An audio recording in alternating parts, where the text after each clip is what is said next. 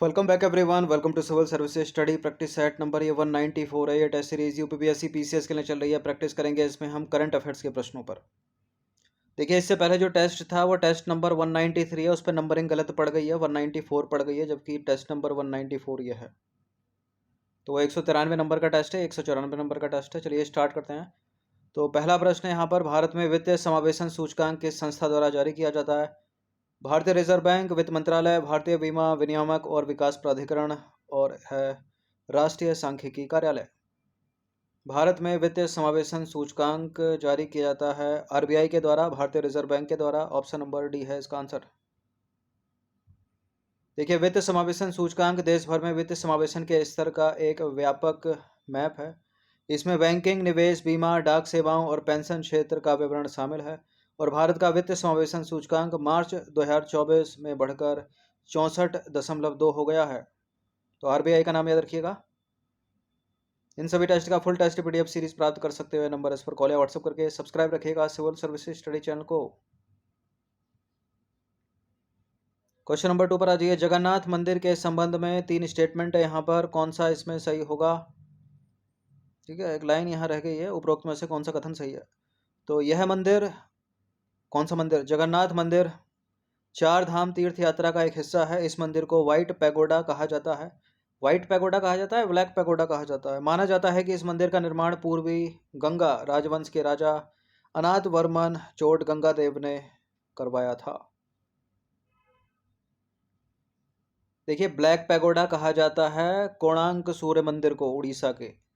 और ये जगन्नाथ मंदिर पुरी का, इसको व्हाइट पैगोडा कहा जाता है। ठीक है। और यह मंदिर 4 धाम तीर्थ यात्रा का हिस्सा है। अन्य 3 कौन से? रामेश्वरम, द्वारिका और तीसरा बद्रीनाथ, चौथा जगन्नाथ। माना जाता है कि इस मंदिर का निर्माण पूर्वी गंगा राजवंश के राजा अनाथ वर्मन चोट गंगा देव ने करवाया था। ये भी सही है, तीनों के तीनों सही हो गए। डी है इसका आंसर। तो ऐसा माना जाता है कि इस मंदिर का निर्माण पूर्वी गंगा राजवंश के राजा अनाथ वर्मन चोट गंगा देव ने करवाया था। तीसरा वाला सही है। दूसरा भी सही है। इस मंदिर को इसके सफ़ेद बाह्य भाग के कारण व्हाइट पैगोडा कहा जाता है, जो नाविकों को मार्गदर्शन में मदद करता है। पहला वाला सही है। यह 4 धाम तीर्थ यात्राओं का हिस्सा है, जिसमें बद्रीनाथ, द्वारिका, पुरी और रामेश्वरम शामिल हैं। क्वेश्चन नंबर 3 पर आ जाइए। भारत सरकार को न्यूनतम समर्थन मूल्य यानी एमएसपी की सिफारिश कौन करता है? कौन करता है सिफारिश? भारतीय रिजर्व बैंक, नीति आयोग, आर्थिक मामलों की मंत्रिमंडलीय समिति या कृषि लागत और मूल्य आयोग? भारत सरकार को एमएसपी की सिफारिश आरबीआई तो नहीं करती, नीति आयोग भी नहीं करता। बताइए ए या सी में से एक आंसर है। आर्थिक मामलों की मंत्रिमंडलीय समिति भी नहीं करती, इसका आंसर ऑप्शन नंबर डी। अंतिम निर्णय ये लेती है, लेकिन आंसर है कृषि लागत और मूल्य आयोग। तो भारत सरकार को न्यूनतम समर्थन मूल्य यानी एमएसपी की सिफारिश कृषि लागत और मूल्य आयोग करता है। एमएसपी के स्तर पर अंतिम निर्णय लेने के लिए केंद्र सरकार की आर्थिक मामलों की मंत्रिमंडलीय समिति या कैबिनेट समिति उत्तरदायी है। दोनों को याद रखिएगा। निम्नलिखित में से कौन एमएसपी के अंतर्गत नहीं शामिल है? दालें, दलहन, दालें यानी दलहन, तिलहन, गेहूं और चाय। एमएसपी में शामिल है गेहूं, इसके अतिरिक्त चावल होता तो वो होता।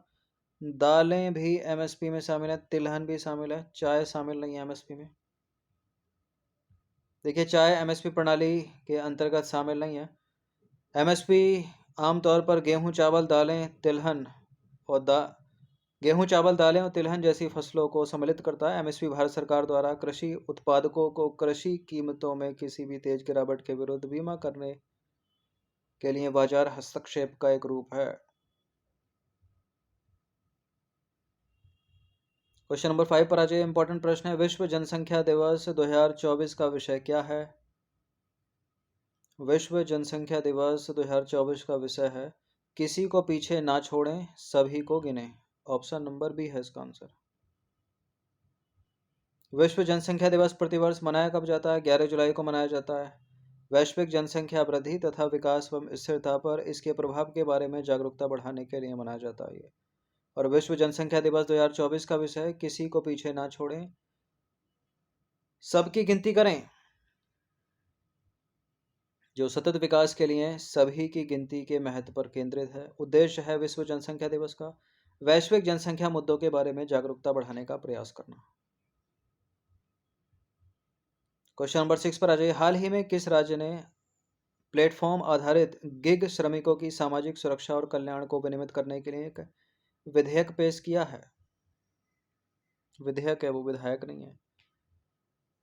देखिए, गिग वर्कर्स पर ये अस्थायी होते हैं, ये तो इन पर कानून बनाने वाला पहला राज्य था राजस्थान सरकार। लेकिन उसके बाद अभी हाल ही में जो किया है वो किया है कर्नाटक ने। तो कर्नाटक दूसरा राज्य है। बी डी है इसका आंसर। कर्नाटक राज्य ने 29 जून को कर्नाटक प्लेटफॉर्म आधारित गिग वर्कर्स यानी सामाजिक सुरक्षा और कल्याण विधेयक का मसौदा पेश किया। और विधेयक का उद्देश्य है राज्य में प्लेटफॉर्म आधारित गिग श्रमिकों की सामाजिक सुरक्षा और कल्याण को विनियमित करना। कर्नाटक ऐसा कदम उठाने वाला भारत का दूसरा राज्य है। पहला कौन सा है?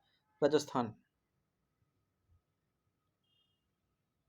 हाल ही में ज्वालामुखी स्ट्राम्बोली फट गया, उसमें विस्फोट हो गया। यह किस समुद्र में स्थित है? उत्तरी सागर, दक्षिण चीन सागर, जावा सागर या टायरीनियन सागर? स्ट्राम्बोली जो अक्सर फटता रहता है, इसमें फटा। ये तो करंट से रिलेट करके पूछ रहा है, लेकिन स्ट्राम्बोली कहाँ का ज्वालामुखी है? तो इटली के सिसिली का है ये। टायरीनियन सागर में स्थित है। डी है इसका आंसर। देखिए, हाल ही में इटली के एटना और स्ट्राम्बोली में विस्फोट हुआ, जिस कारण केटेनिया हवाई अड्डा बंद कर दिया गया।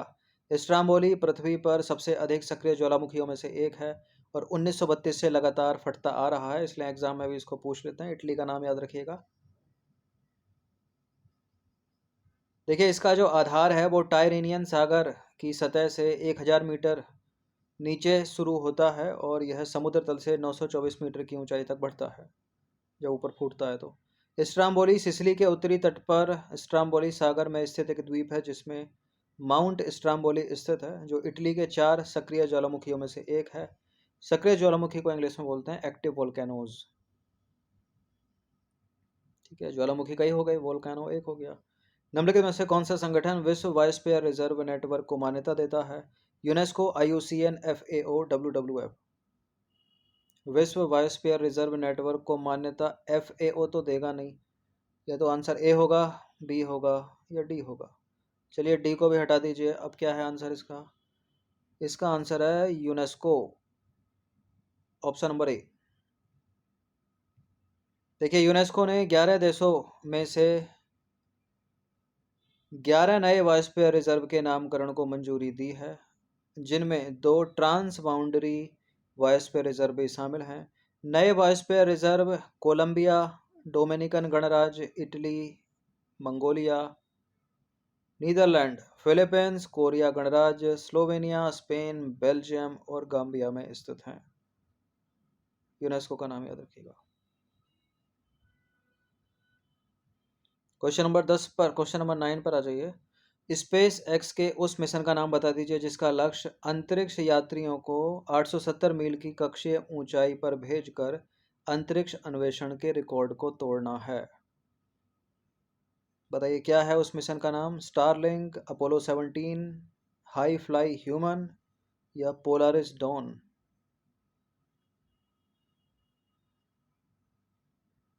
870 मील की कक्षीय ऊंचाई पर भेजकर अंतरिक्ष अन्वेषण के रिकॉर्ड को तोड़ना है। इस मिशन का नाम है Polaris Dawn, option number D है इसका आंसर। तो पोलारिस डॉन स्पेस एक्स का एक मिशन है जिसका लक्ष्य अंतरिक्ष अन्वेषण के रिकॉर्ड तोड़ना है। यह मिशन अंतरिक्ष यात्रियों को 870 मील की कक्षीय ऊंचाई पर भेजेगा, जो 1970 के दशक के बाद से सबसे अधिक है। इस मिशन में पहला वाणिज्यिक अंतरिक्ष चहलकदमी भी शामिल है। इस मिशन के तहत मानव स्वास्थ्य पर अंतरिक्ष यात्रा के प्रभावों का अध्ययन करने के लिए विभिन्न प्रयोग किए जाएंगे। तो पोलारिस डॉन का नाम याद रखिएगा। क्वेश्चन नंबर 10 पर आ जाइए और अंतिम प्रश्न है। 10 प्रश्न ऐड किए गए थे इसमें। निम्नलिखित में से किस केंद्रीय आर्म्ड फोर्स ने वृक्षों के साथ बढ़े वृक्षारोपण अभियान शुरू किया है? आईटीबीपी ने, एसएसबी ने, बीएसएफ ने या सीआरपीएफ ने? यानी केंद्रीय रिजर्व पुलिस बल ने, सीमा सुरक्षा बल ने, भारत तिब्बत सीमा पुलिस ने या सशस्त्र सीमा बल ने? वृक्षों के साथ बढ़े अभियान किसने शुरू किया है? बॉर्डर सिक्योरिटी फोर्स ने, यानी बीएसएफ ने। डी है इसका आंसर। सीमा सुरक्षा बल यानी बीएसएफ ने पेड़ों के साथ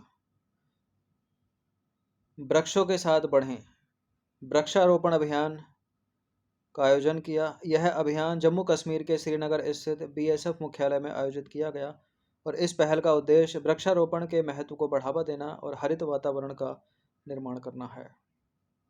तो करंट अफेयर्स के 10 प्रश्न थे, इनकी प्रैक्टिस 1 से 2 बार कर लीजिएगा। धन्यवाद।